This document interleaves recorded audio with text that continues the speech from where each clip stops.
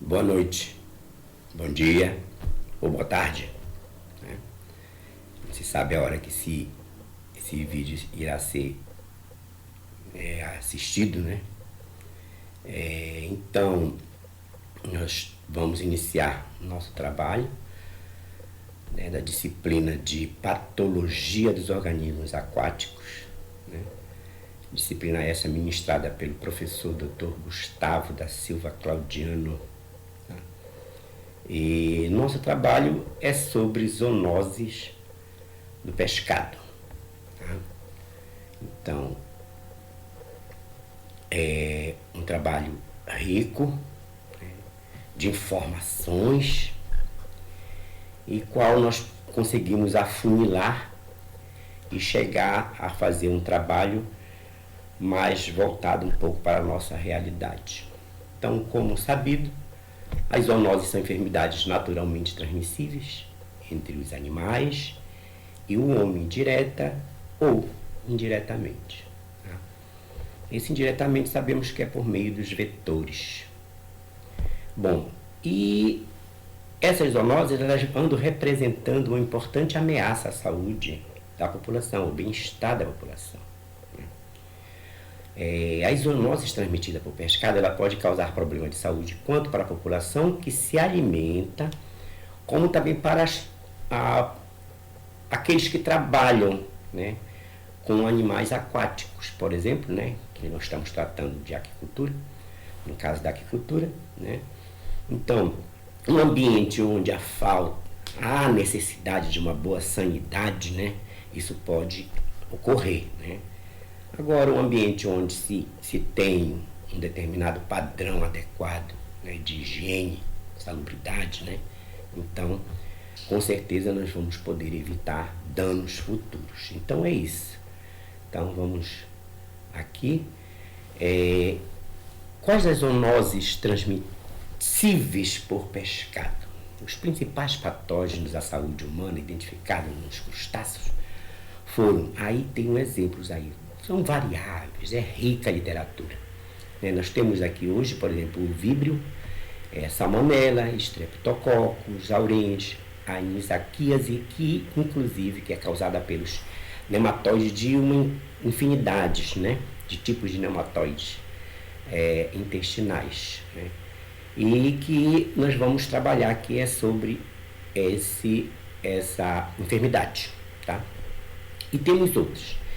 E no caso do cultivo de peixe, desses principais agentes biológicos, destacam a bactéria Mycobacterium marinho, e que pode estar presente na piscicultura e causar lesões na pele, como também essas lesões caracterizadas por queimaduras, muitas vezes, né?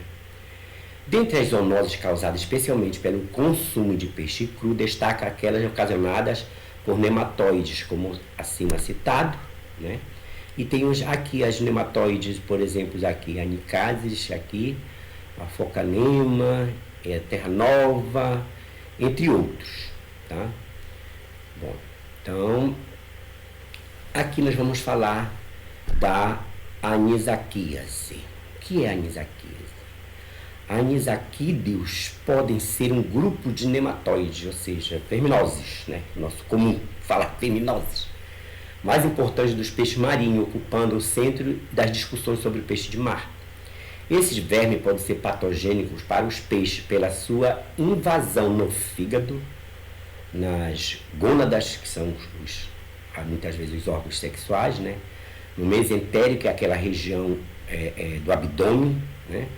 E na musculatura, propriamente na musculatura também, no caso do sushi, né? do famoso sushi, que às vezes se encontra na musculatura desse peixe, né, do peixe proveniente do sushi, que se trabalha com vários tipos de peixe, né, mas a preferência da cultura asiática são dos peixes salgados, né, no caso o salmão também, né, o grande famoso, onde pode resultar em uma extensa patologia, principalmente quando muitos parasitas estão presentes, né, como vamos ver aqui adiante. Bom, o ciclo biológico da anisakíase. Como nós poderíamos entender esse ciclo? Bom, primeiramente, aqui nós podemos citar, deixa eu passar aqui. O mouse. Nós temos aqui os mamíferos marinhos, tá? Eles comem os peixes, né? Esses peixes infectados por essas verminoses, né? Esses marinhos defecam os ovos, que são anisakis, no caso, aqui, se for parasitas. E deixa eu tirar essa para cá um pouquinho, tá? E os ovos se envolvem, né, desenvolve para larvas. Podemos observar aqui, ó. As larvas são ingeridas por crustáceos, olha, aqui. E, como aqui no caso, exemplo, um camarão aqui também, né? E os peixes se alimentam de crustáceos infectados.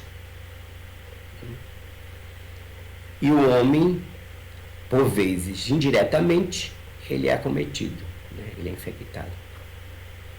Certo? Então, vamos continuar. Aqui nós vemos, aqui nessa imagem, né, um exemplo quase que comum, né, das pessoas que são infectadas por essa verminose, que ela vem... Olha, isso aqui é uma imagem que ela está num olho, um olho humano, né? Então, podemos ver aqui na legenda. Aqui é um olho humano e aqui nós temos um nematóide aqui, olha, o tamanho aqui do animal, né? Está aqui no olho humano. Vamos ver um outro exemplo. Aqui, essa imagem aqui, ela está por meio de uma endoscopia. Olha a quantidade absurda aqui, olha, de verminoses, né? Podemos figurar e a figura bem, certo? Essa aqui é de uma endoscopia, essa imagem. E aqui nós temos no abdômen, né, do pescado, como vocês podem ver aqui, a cavidade, grande número, em grandes números, né? E aqui no músculo do salmão, né, que vai ser o famoso sushi. Olha aqui o tamanho. Esse nematóide aqui. Tá? Então, as pessoas que consomem, principalmente a precaução é evitar consumir cru, né? Como nós vamos ver adiante. Os sintomas da anisakíase. Quando o homem ingere larvas acidentalmente, né, de anisakídeos, né, quando ele ingere, aí ele vai sentir dores abdominais e problemas gástricos intestinais, alergias, coceira, vermelhidão, garganta, arranhado, né? Então, esses são os sintomas mais comuns de quem é acometido por... E o tratamento é albendazol de 400 mg, 12 em 12 horas, por 3 dias. Esse é o tratamento também que é ministrado por médicos. E aqui nós temos algumas medidas profiláticas. Tratamento térmico, né? Fervura, que é capaz de eliminar a atividade parasitária tanto na forma adulta quanto larval. O congelamento a 20 graus pelo período de 7 dias ou a 35 graus no período não inferior a 15 horas. Nós temos outras medidas profiláticas, né? Como aqui eu posso citar, maior controle. Essa medida aqui seria no caso voltado mais para a piscicultura, né? Para a agricultura, né? Mas outras medidas profiláticas em relação ao consumidor e o produto, né? É lavar o produto bem lavado, pegar o pescado, lavar bem, né? Fazer toda a limpeza da cavidade, todo direitinho, né? E evitar principalmente comer cru, né? Esse aí é o principal, é evitar comer cru.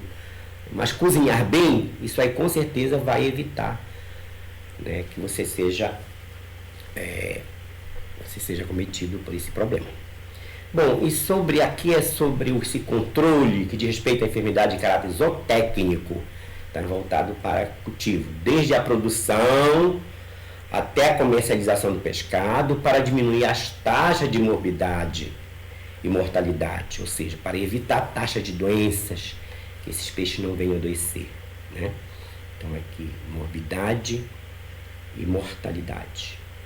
Outro, evitar o uso indiscriminado de antibióticos. Muito nós vemos em literatura aí constante, né, peixes que desenvolvem um outro tipo de bactérias, né, algumas outras bactérias, né, e que essas bactérias, muitas vezes, elas estão resistentes ao antibiótico por conta desse uso indiscriminado, que muitas vezes o produtor usa, né.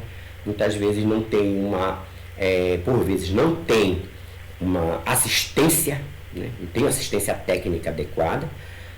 Na nossa região, por exemplo, é a carência, né, é a carência de um trabalho zootécnico, né, do profissional, a carência do profissional. E evitar o uso discriminado desse antibiótico, utilizando de medidas sanitárias, nutricionais, né. As medidas nutricionais também é interessante, muito importante, que é a parte de alimentação.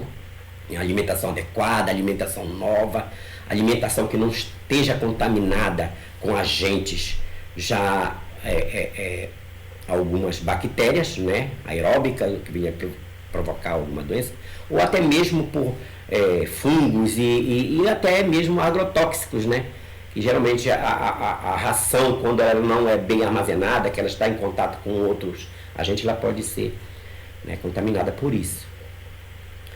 O uso de EPI, né, que é o uso de botas, né, de roupas adequadas para, por exemplo, quando o produtor vai adentrar o tanque para fazer alguma despesca ou, enfim, capturar algum animal para se fazer uma biometria ou fazer uma análise, né, de se há contaminação por algum tipo de verminose, por exemplo, né, o que está se tratando aqui.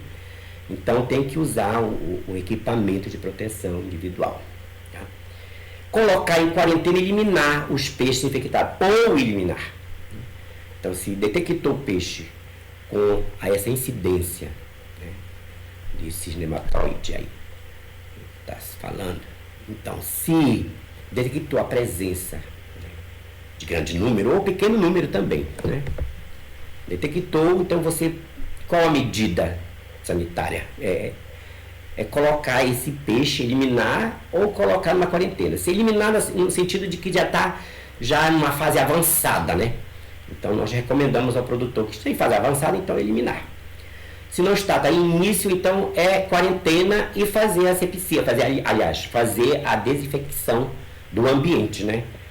Tanque escavado, retirar toda a água para se fazer uma nova adubação ali naquele ambiente, né? E limpeza adequada, frequência do aquário, como eu agora falei, né? Utensílios e tal. Assim como medidas adequadas de manejo para evitar o adoecimento de animais. Então, o manejo também é primordial, né? Como a qualidade de água também, né? E o manejo, né? Sobre a questão de números, a densidade, isso tudo leva em consideração, temperatura, oxigenação, né? Evitar ambientes onde esse tanque foi escavado, que não tenha contato com outros animais, principalmente em fazendas, né? Para quando acontecer a lixiviação, enfim, o assoreamento, isso venha sendo a cometer essa introdução de agentes patógenos aí no seu criatório. Tá? Essas são as precauções. Tá? E por fim, nós chegamos aqui à nossa conclusão, né? Os estudos relativos à patologia, a parasitologia de peixes, o cultivo de animais aquáticos importante para a economia brasileira, a busca por alternativas de segurança alimentar, o aumento na produção por meio de cultivos, a população também cada vez mais consumindo peixes de cultivo, E a falta de informação, essa aí principalmente, a falta de informação a respeito das enfermidades de peixe, fez surgir investigações, né, de zoonoses. E as investigações de zoonoses elas remontam mais de século, né? Que durante a literatura, a minha leitura, eu vi na Ásia, por exemplo, aí já se conhecia esse problema de zoonose, né, do pescado. Assim concluiu esse estudo sobre alguns tipos de doenças causadas pelo pescado, mais precisamente que foi citado, né, sobre as verminoses, as formas como eles são consumidos, no caso do peixe cru, a importante informação e prevenção contra determinadas práticas, como cultivo de manejo, manipulação do comércio, conservação, né? Mas, contudo, principalmente, autoridades sanitárias, engenheiros de agricultura e médico veterinário devem buscar maior controle no que diz respeito à enfermidade de caráter zootécnico, zoonótico, aliás, para que possamos, zootécnico, para que possamos evitar problemas tanto à saúde quanto econômico, tá? Então esse aqui foi o nosso trabalho, um trabalho simples, apesar de que a literatura ela é muito extensiva, muito longa, tem muita coisa para se explorar, e nós preferimos trabalhar apenas esse tipo de doença. Obrigado a todos, e um bom dia, uma boa tarde ou uma boa noite.